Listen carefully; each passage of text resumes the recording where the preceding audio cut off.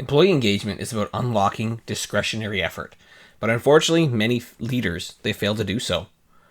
In this lesson, I'm going to teach you some of the key elements to help increase employee engagement. Like in recent years, there's definitely been a huge focus on customer experience. Many companies are focused on how to create an exceptional customer experience to serve as good social media stories. Now, there's been such a focus on customer experience that I think it's come at the expense of the employee engagement experience and the pressure to deliver outstanding results. There's been higher burnout, there's higher levels of attrition, and honestly, lower and lower engagement scores that happen. So, I really want to help you in this lesson, make sure that you're not the type of leader that misses the message that an employee experience matters so much. Employee engagement matters so much, and it's even more important because that's what actually drives a superb customer experience. All businesses revolve around the same thing, and that's people. But many leaders struggle with how to communicate with one another. They're struggling, they're fighting amongst themselves, they're operating in silos, they're working independently. To make real progress, we have to focus, though, on producing an environment where employee engagement is prioritized, that it matters. It's a hot topic in all industries, but a lot of people are struggling to retain top talent because of the environment that's been created. If you wait for the once-a-year survey results to come in, and they're bad, that's not going to do any good for you either. You can't over-engineer solutions, neither can you or nor should you try and buy your way to engagement by incentivizing people to fill out scores that are positive. We have to focus on it as leaders. It has to be top of mind for us. But I think many leaders are trapped in the day-to-day world of just firefighting or an endless schedule of meetings, and they feel too busy to prioritize what's going on. If you can create the mindset for yourself as a leader that you're going to focus on making sure that there's engagement with your people, that they're happy, it's going to make a world of difference. So I'm going to take you through 6 different ways that I think you can improve employee engagement. First is easy. You got to provide the basics. Fair compensation, a culture of respect, leadership support. That's all table stakes for making a great employee experience. It's foundational items that are integral to making sure that you have somebody engaged in the role. The second thing is you got to know your people. A leader has to know their people and what they care most about.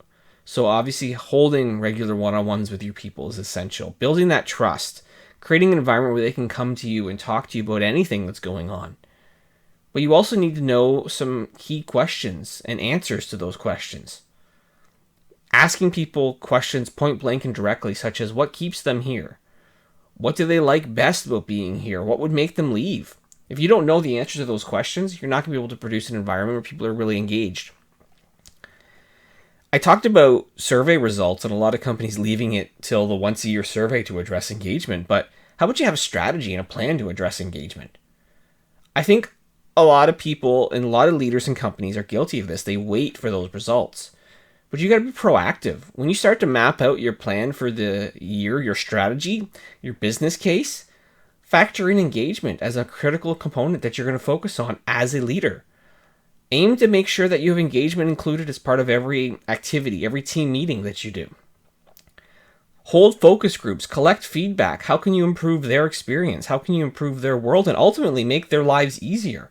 That's what's going to help make it so much more engaging of an environment.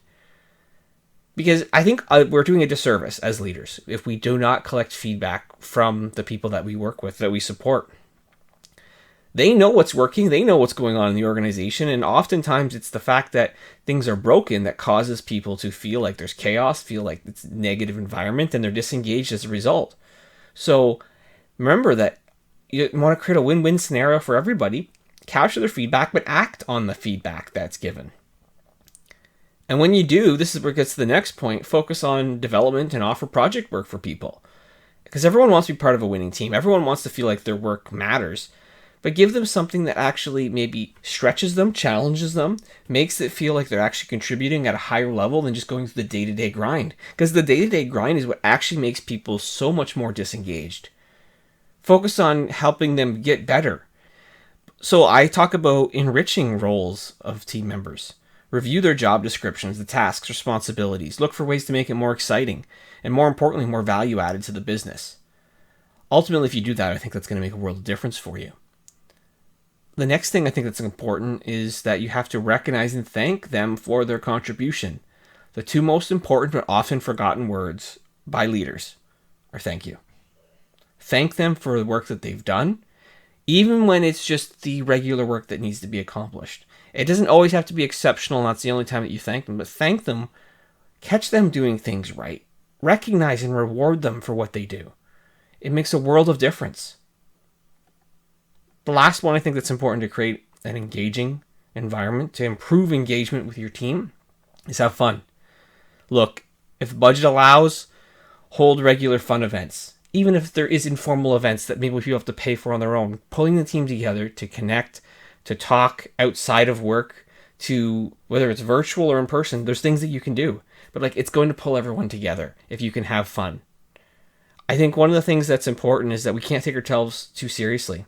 I've had teams do competitions to try and decide, what character I need to dress up as. So I dressed up as Ric Flair one day and wore it all around the entire office. Ultimately, just create an environment where you can have fun with people. If you follow the tips that I've shared here in this lesson, you're going to be on your way to producing a more engaging environment, an environment that actually produces the type of results and helps retain people. But you got to put in the work and you got to be proactive. You have to be intentional with what you're going to do.